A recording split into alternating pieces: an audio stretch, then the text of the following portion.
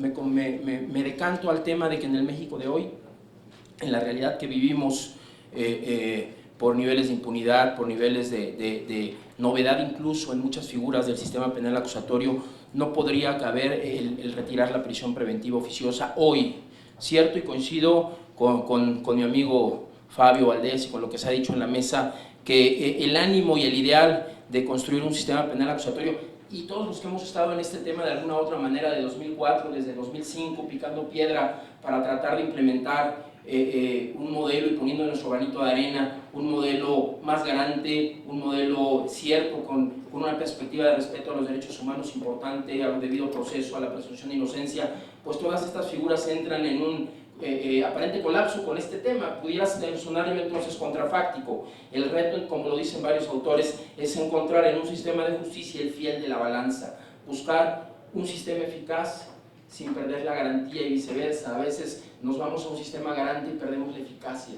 y eso puede ser en el México de hoy complicado. Los puntos que quiero abordar lo divido en el tema de qué nos falta en México realmente para poder abordar estas figuras que si nos vamos a ese modelo ambicioso y a donde queremos llegar, yo coincido también con lo que han dicho algunos colegas en la mesa, de que no debiera haber y no debiera caber la prisión preventiva oficiosa en el sistema penal acusatorio propio de un Estado democrático de derecho. Sin embargo, en el México de hoy no la podemos quitar. Y no la podemos quitar, uno de los puntos que quiero comentar es porque nos falta mucho camino por andar. Ya lo decía el señor secretario ejecutivo y el señor subprocurador, nos falta primero romper viejas prácticas de operadores muy enraizadas, Ministerio Público, policías, jueces. Tenemos que romper esos paradigmas del sistema tradicional mixto inquisitivo, donde de suyo le debemos a la sociedad muchos temas, por ejemplo el abuso de la prisión preventiva. Eso es cierto, eso ya se dio, eso en México lo conocemos. En todo el siglo pasado pues hubo un abuso total de presos sin condena. Ahí estaban las centros penitenciarios llenos de gente esperando pues su resolución en un proceso penal, y esta no llegaba. Tenemos también que seguir capacitando a los operadores, nos falta camino por andar. Cierto es que si se quita la figura de la prisión preventiva oficiosa como un gran anhelo de nosotros, habrá algunos operadores, y no pocos por desgracia, que no tengan los tamaños para poder presentar en una audiencia inicial ante el juez de control la necesidad de cautela del imputado. Y eso sí genera un riesgo en la sociedad, y eso sí a la postre generaría impunidad. Nos falta seguir avanzando en los temas, ya lo decía el señor secretario ejecutivo, de infraestructura y de equipamiento. Nos falta hablar de los temas de autonomías de las fiscalías, nos falta fortalecer los cuerpos policiales para la investigación de los delitos. Se refería al artículo 21 constitucional y este nuevo modelo de la investigación policial. Y cierto que para los que trabajamos en los temas policiales a veces resulta desmotivante ver que varios compañeros arriesgan la vida para lograr la detención de muchos criminales.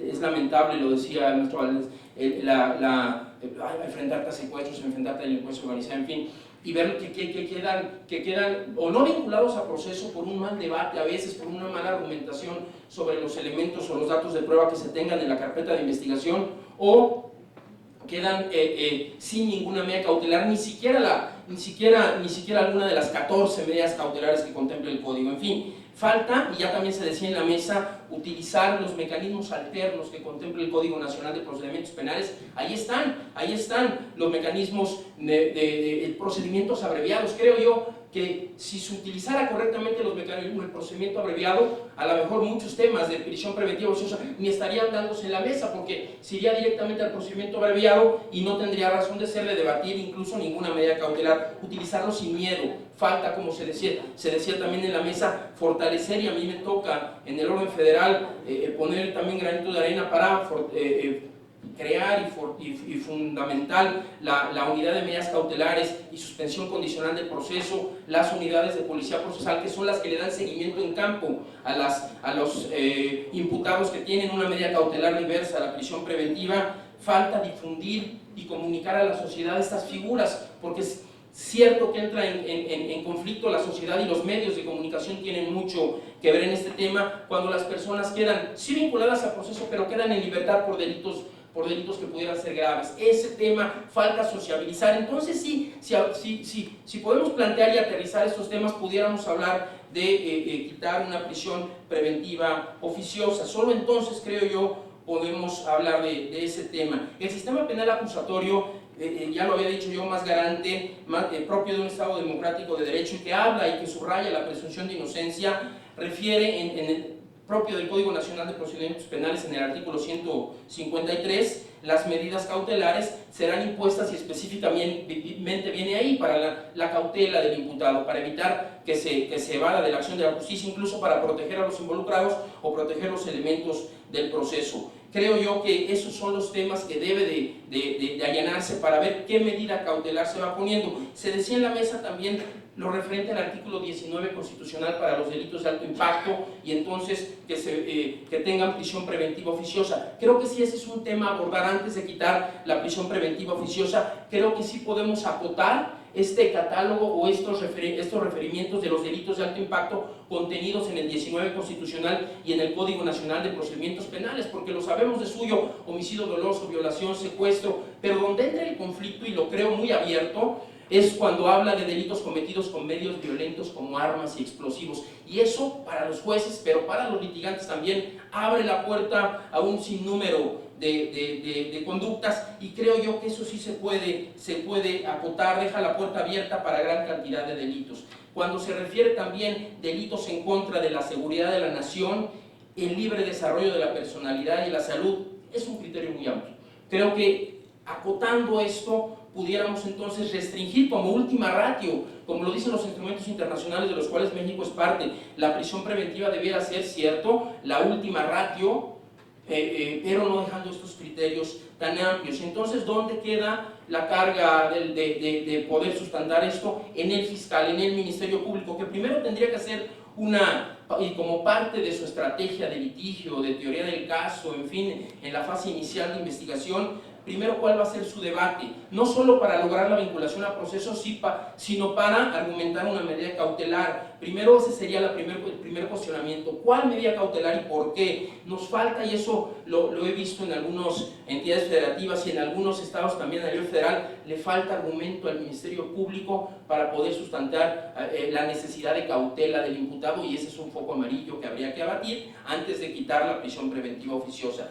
Y si nos vamos al catálogo de delitos que tienen la prisión preventiva oficiosa, que ya mencioné, subrayar el riesgo latente para la sociedad, se decía el tema de las armas de fuego. Es importante, si se detiene una persona con armas de fuego propias de uso exclusivo del ejército, pues que no le podemos quitar la figura de la prisión preventiva oficiosa, creo ahí, porque entonces hay un riesgo de que esa persona vuelva a adquirir las armas, tiene los contactos, tiene los recursos para volver a adquirir armas, y ahí sí está en riesgo la sociedad. Creo yo que esa persona o esas personas deben de llevar su proceso en detención, como lo hacen en muchos países del mundo propios o que cuenten con un sistema acusatorio. Finalmente, el tema también, y una puerta para resolver esto puede ser también lo que establece el Código Nacional de Procedimientos Penales en su artículo 167, que le deja la puerta al Ministerio Público para, cuando estamos en el catálogo de delitos que requieren prisión preventiva oficiosa por ser de alto impacto, y atendiendo al principio de objetividad de la función ministerial, le puede decir al juez que no le ponga la prisión preventiva oficiosa porque no merece cautela. Creo yo que eso es rescatable. Fíjense cómo, y con esto termino, todos los mecanismos las tenemos en la mano.